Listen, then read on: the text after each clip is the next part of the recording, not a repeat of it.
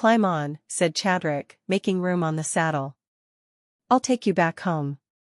So Hans climbed onto the horse behind Chadwick. With a simple, hiya, from Chadwick, the horse began galloping back towards the kingdom.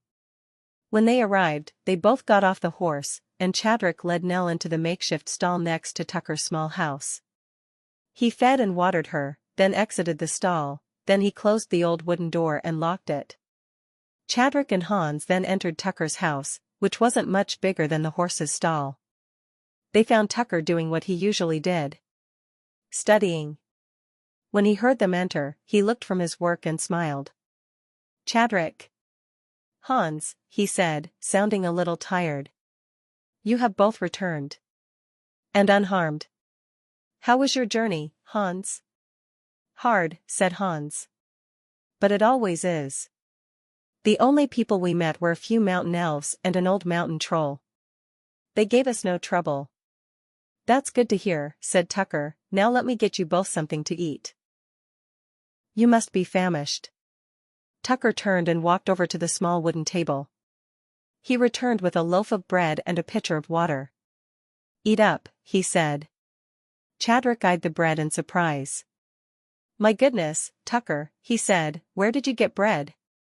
Only the king has bread. Tucker laughed under his breath. It was a bribe from the king's men, stated the old man evenly. They visited again today. What did they want? Asked Hans incredulously. The old man shook his head.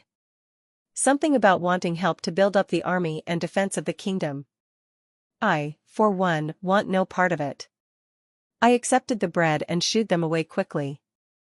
I've heard that kind of talk before, when I was a much younger man in the Old Kingdom.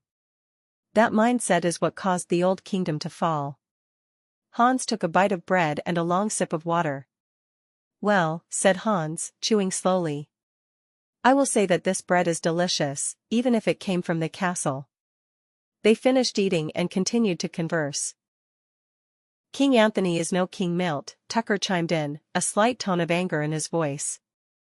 He seems more concerned about the military than about our citizens. For a moment, there was silence, then Chadwick said, What's wrong with talk of defense? What harm could it? Tucker cut him off in mid-sentence. Don't you remember my stories, Chadwick? Said the old man, looking serious. Talk of defense leads to talk of offense. It stirs the people up and sets their minds on war. And that is just the first step towards a kingdom and people being destroyed from within.